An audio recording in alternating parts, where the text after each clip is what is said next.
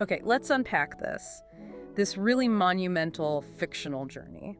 We're pulling directly from Jules Verne's 1865 novel, From the Earth to the Moon, and its sequel, Round the Moon. hmm And this isn't just an adventure story, is it? It feels more like an incredibly detailed engineering proposal for space travel, written way back then. It really is. It's an incredible body of work, not just for the story itself, but Run basically lays out this fictional blueprint. Right. Our sources here, the books themselves, they give us the context, the logistics, the science. I mean, down to the pound of powder, the actual dollar figures.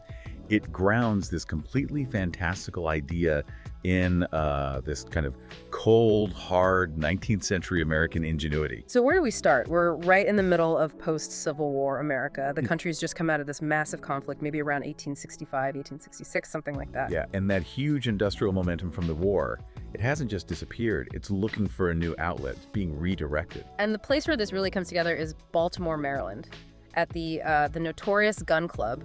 You really have to get a feel for this place. The Gun Club. It's almost grotesque, really.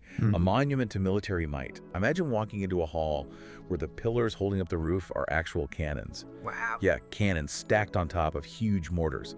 And the lights, the candelabra, they're made of muskets bound together. The whole atmosphere, even though the war is over, is just aggressive power, just pointed in a new direction. So this club is full of former artillery officers, engineers.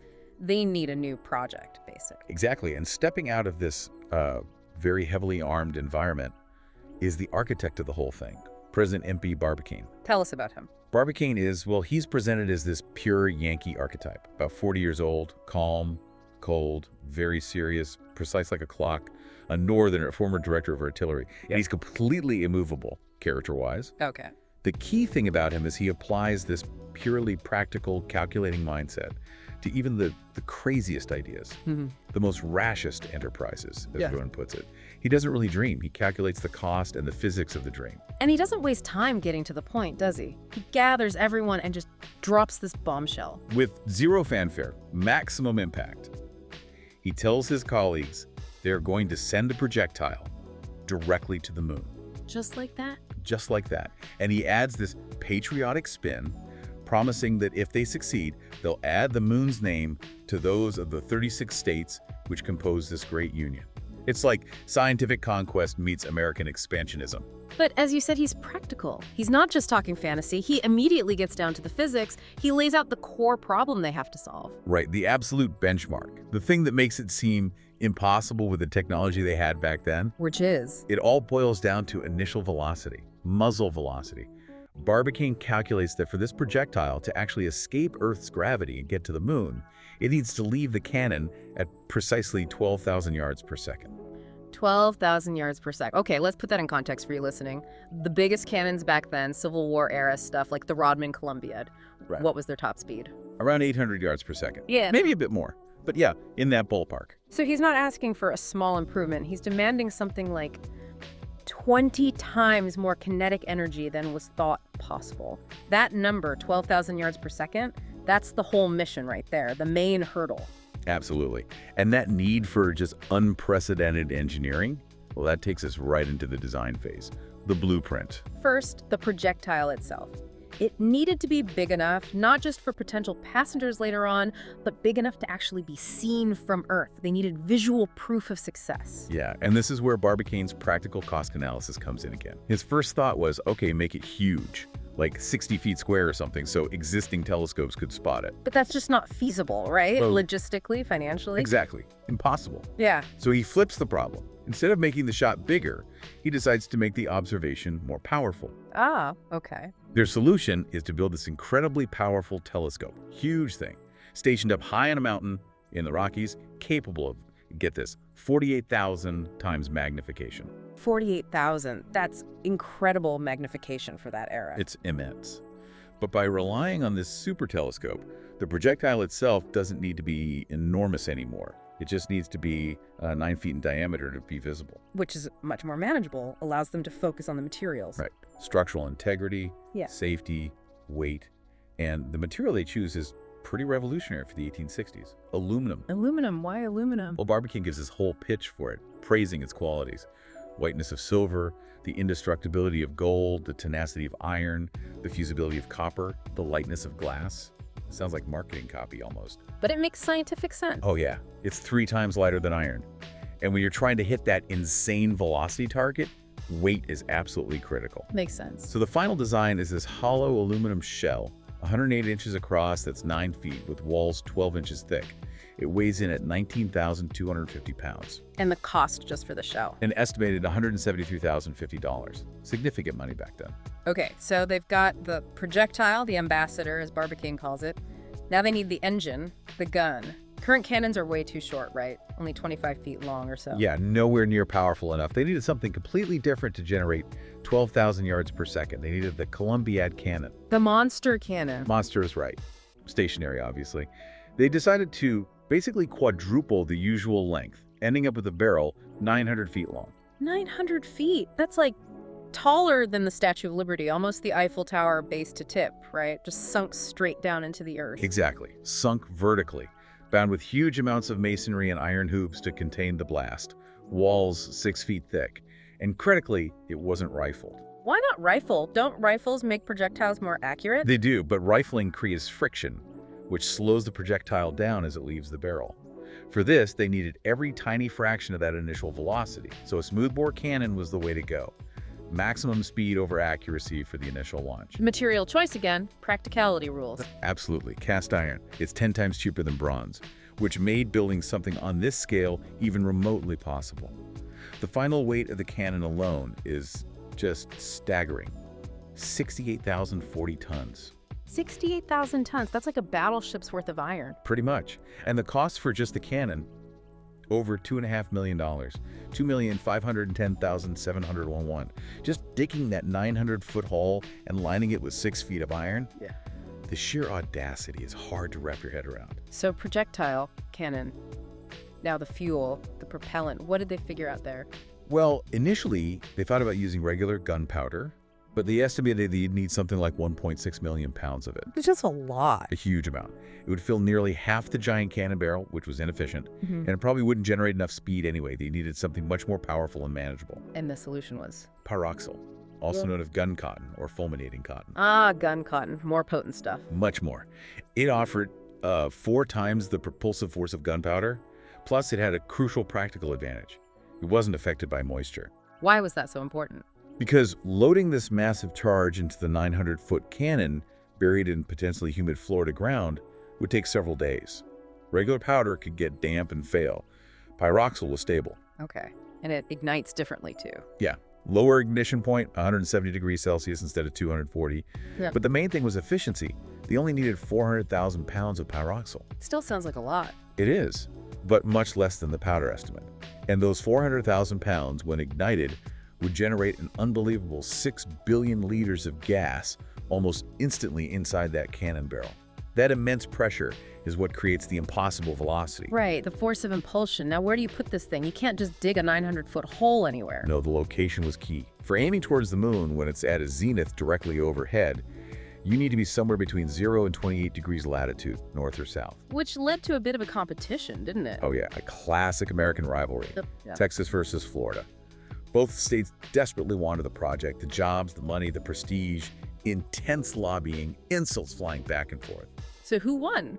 Barbicane, being Barbicane, made the choice based on pure pragmatism. He picked Florida, specifically a place called Stones Hill near Tampa Town at 27 degrees 7 minutes north latitude. Why Florida over Texas? Geology. He figured the sandy soil of Florida would be easier to excavate for that massive shaft, less risk of hitting underground water springs compared to Texas, which would complicate the digging enormously. Purely practical. And the Floridians were okay with potentially having their peninsula bust up from the recoil, as the Texans claimed. Apparently. Verne records their response as basically, very well, let it bust up. That kind of sums up the gun club spirit, doesn't it? Pragmatic acceptance of potentially catastrophic risk. It really does. Okay, so engineering, location, now the money. Where did all the cash come from? This wasn't cheap. No, definitely not. Barbicane launched this global appeal for funding. He argued it was the right and duty of the whole Earth to interfere in the affairs of its satellite, in a rather bold claim. Did it work? Amazingly, yes. They raised a total of $5,446,675. an astronomical sum for the time. Wow. And where did it come from? Was it all American? No, it was international, and the list of contributors is actually pretty fascinating. It tells you a bit about global perceptions and rivalries back then. Like what? Well, Russia apparently chipped in over 368,000 rubles, noted for their scientific taste. France contributed over 1.2 million francs. But Verne adds, they paid after having had their laugh, suggesting maybe some initial French skepticism. Interesting. Anyone notably absent? Yes, England contributed absolutely nothing. Zero. Really? Why not? Barbicane puts it down simply to English jealousy. He saw it as reflecting this ongoing rivalry between the American Gun Club and, say, the established scientific institutions in Britain, like the Greenwich Observatory, who were publicly skeptical about the whole thing succeeding. So Barbicane framed it as a sort of scientific grudge match, not just fiscal caution from the English. Exactly. It's fascinating how international politics gets woven right into the project's budget narrative. It absolutely is. But the project wasn't just about blueprints and bank accounts. There were some intense personal conflicts driving things too. Oh, definitely. We absolutely have to talk about Barbicane's nemesis, Captain Nicholl. The armor plate guy. That's him, the celebrated armor plate forger from Philadelphia. Their rivalry went way back to the Civil War. Barbicane designed the cannons and shot. Nicholl designed the armor plating to stop the shot. They were industrial opposites, you know. And Nicholl was not a fan of the moon project. Not at all. He took his opposition public and personal. He published a series of 5 wagers in the newspaper, the Richmond Enquirer, betting serious money against the project's success. How much money? Started at $1,000, then $2,000, $3,000, $4,000, and finally $5,000. A total of $15,000, riding on the project failing at various stages. $15,000. That was a fortune then. What were the bets specifically? The first 2 were quick losses for him. Yeah. $1,000 that the funds wouldn't be raised, $2,000 that casting the giant cannon would fail. He lost those fast. But the last 3 were the big ones. A life or death ones. Pretty much. $3,000 that the pyroxyle would ignite spontaneously during loading, $4,000 that the Columbiad cannon would burst when fired, Yeah. and the final $5,000 bet that the projectile wouldn't even travel 6 miles. And Barbicane's response to this public challenge? Classic Barbicane. Short, cold, confident. One word published in reply. Done. Brilliant. Just done. So the stage is set for this huge technical and financial showdown. It seems that way, but then the plot takes this completely unexpected turn with the arrival of, well, a character who changes everything. Michel Ardan, The Frenchman. the Frenchman. This Yeah. enthusiastic, witty, larger-than-life Parisian adventurer and celebrity. He sends a telegram proposing the most dramatic twist imaginable. He wants to be a passenger inside the projectile. A passenger up till now was just sending an empty shell, right? Exactly. Arden completely electrifies the situation. He arrives, and his personality is just magnetic. Verne says he makes the stern, serious gun club members feel like weak, silly women. He shifts the entire focus from just technical achievement to human exploration. But what about the Barbicane-Nicholl rivalry? Did Ardan's arrival affect that? It culminated because of him, in a way. The rivalry got so heated they actually arranged a duel to fight it out in Skersnaw Wood. A duel? Seriously? Seriously. But the scene Verne describes is just pure comedy. Perfect absurdity, highlighting how weirdly their scientific obsessions mixed with everything else. What happened? Well, Ardan and J.T. Maston, the gun club secretary, they rush off to try and stop the duel. And they find Nicholl, the tough iron plate guy, the ultimate skeptic, completely distracted. By what? He'd stopped because he saw a little bird caught in a spider's web, and he was carefully freeing the bird. Totally forgot about the duel for a moment. And Barbicane. They find him moments later. He's also forgotten the duel entirely. He's sitting there sketching geometrical figures in a notebook. Doing calculations. Exactly. He's completely absorbed in designing a water-based spring system, like a hydraulic shock absorber, to put inside the projectile to cushion the launch acceleration. Their shared obsession with the project just completely overrode their personal hatred. The duel was off. That's incredible. So Ardan arrives. Ardan seizes the moment. He basically forces them to shake hands and reconcile. And then he proposes the ultimate way to settle their wagers and their rivalry. They should all travel together in the projectile. Barbicane, Nicholl, and himself. He wants his rival to come along. That's Ardan's solution. And Nicholl, being a man of his word, apparently accepts this new condition. He agrees to go, which incidentally means he's already lost his first 3 bets.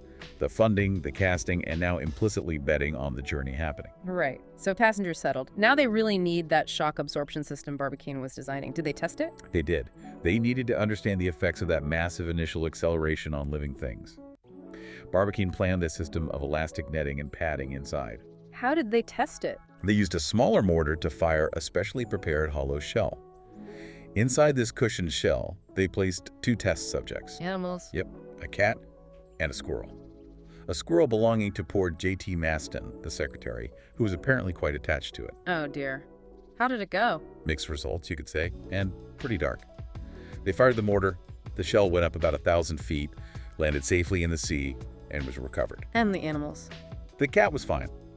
Slightly bruised, but full of life, Verne writes. Okay. And the squirrel.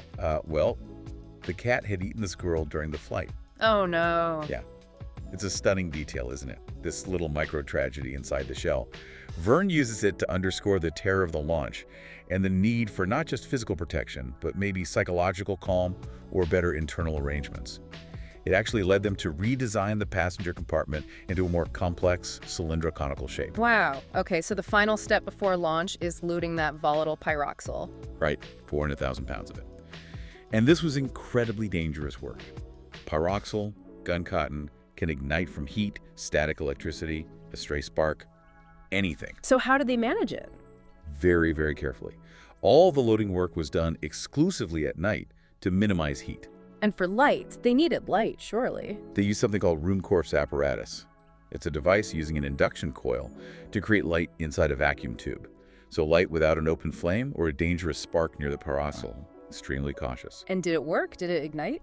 It did not. The loading went perfectly smoothly over several nights, which meant Captain Nicole officially lost his 3rd wager. The pyroxyle didn't spontaneously ignite. Okay, so the projectile is loaded, the passengers are ready, it's finally time. The moment arrives. December 1st, precisely 10:48 and 40 seconds p.m. An estimated 5 million spectators have gathered in Florida to watch. 5 million people. The sound must have been incredible. Well, here's the thing. According to Verne, the sound was almost completely absorbed by the sheer speed of the projectile displacing the atmosphere. A shock wave, but maybe not the deafening roar everyone expected right at the launch site. Just this immense, silent departure. The shot has fired. The world holds its breath. And inside the projectile, what's the first thing they experience? Pure sensation and trauma. Barbicane is knocked unconscious, severely injured by the acceleration. But Michel Ardan, true to form, recovers first. His first words are reportedly, "Michel Ardan is whole." Typical Ardan. And Nicole. He's okay too. And they quickly confirm Nicole has lost his last 2 bets. How so? Well, the Columbiad cannon clearly didn't burst, otherwise they wouldn't be flying. That's wager number 4 lost. And their value obviously traveling much, much farther than 6 miles. Wager number 5 lost. So Nicole's out $15,000. Did he pay up? Apparently, yes.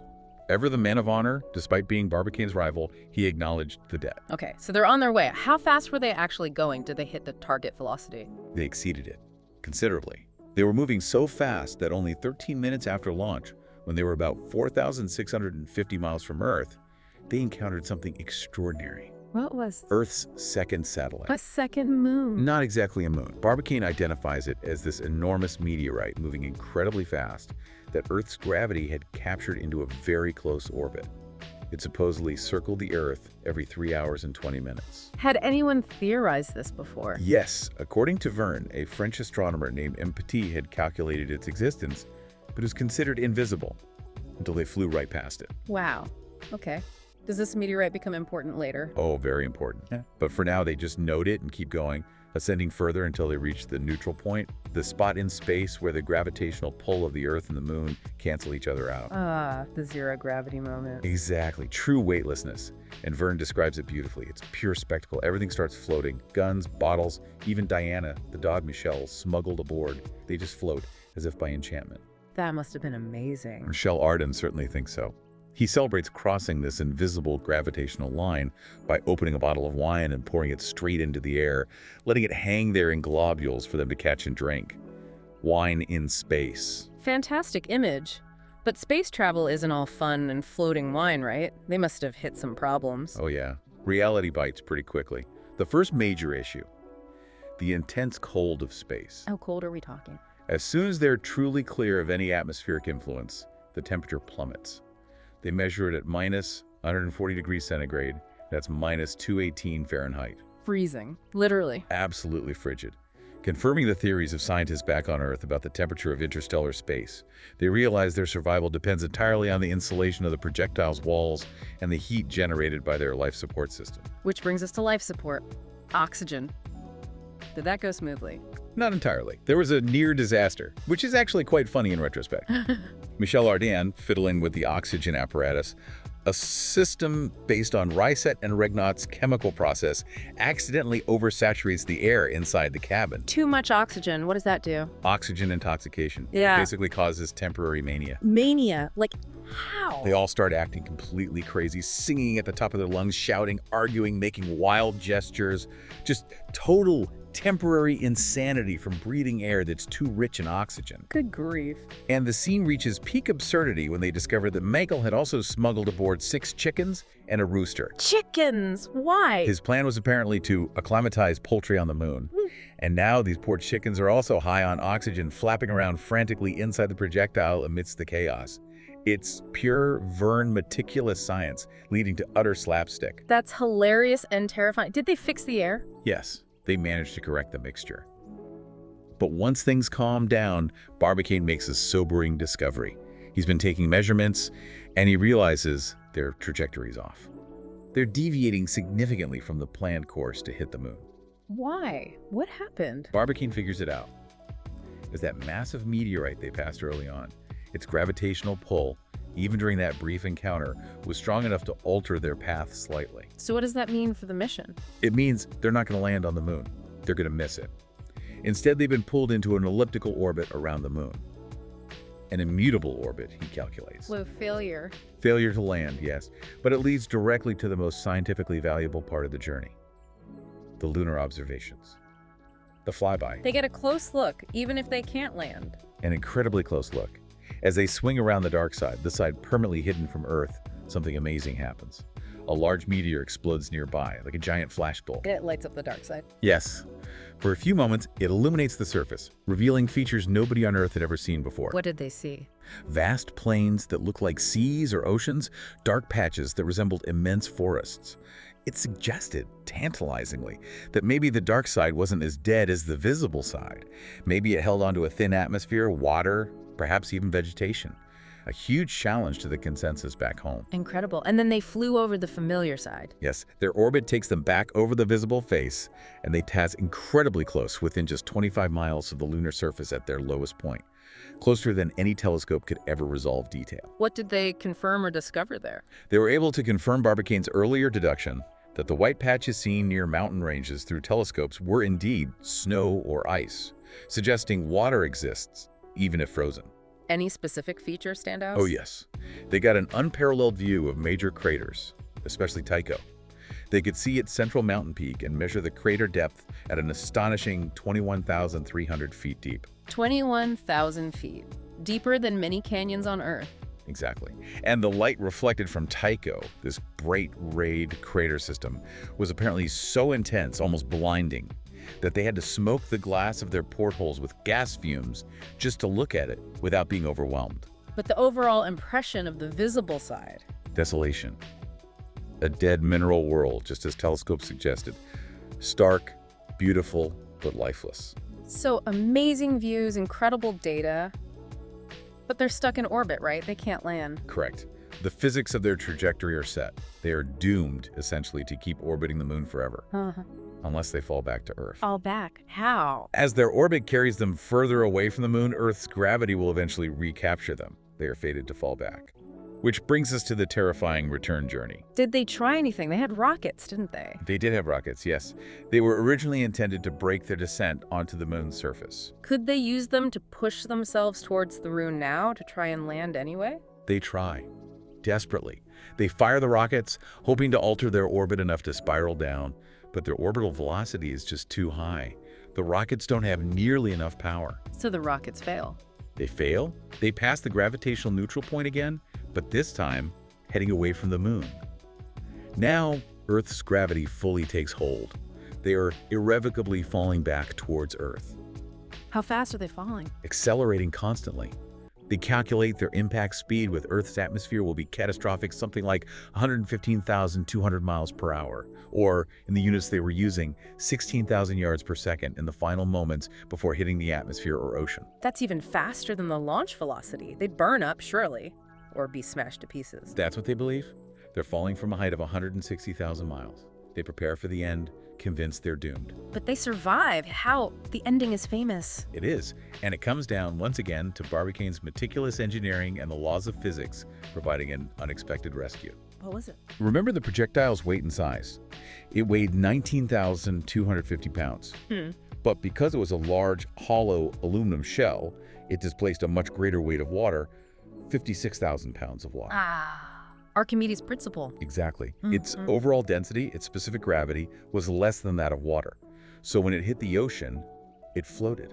It didn't sink, it just bobbed there. Like a giant, incredibly well-traveled buoy. It's discovered floating in the Pacific Ocean by a naval corvette, the Susquehanna, which had been alerted by telegraph messages tracking their likely splashdown zone. So the Navy finds them. What happens then? Just T. Maston, the ever-excitable gun club secretary, is aboard the rescue ship. He rushes over to the floating projectile, wrenches open the scuttle hatch, fully expecting to find maybe bodies, or at best, men barely alive after that terrifying fall. And instead, he finds Barbicane, Nicholl, and Michel Ardan inside, perfectly well and whole. And what are they doing? Right. They're calmly playing a game of dominoes. Dominoes. After falling from the moon? That's the final scene. Yeah. And Michel Ardan looks up and delivers the triumphant, perfectly characteristic line. White all, Barbicane, white all. Apparently winning the game. That's just perfect. It's an amazing ending. Not the landing they planned, but survival, observation, and that incredible resilience. Absolutely.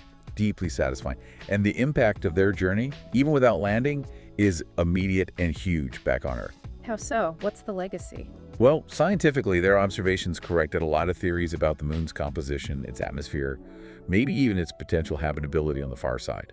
And Commercially. the public went crazy for the story. The New York Herald newspaper bought the exclusive rights to Barbicane's manuscript detailing the voyage. Verne says its publication reached 5 million copies sold. 5 million. That's a blockbuster even today. Exactly.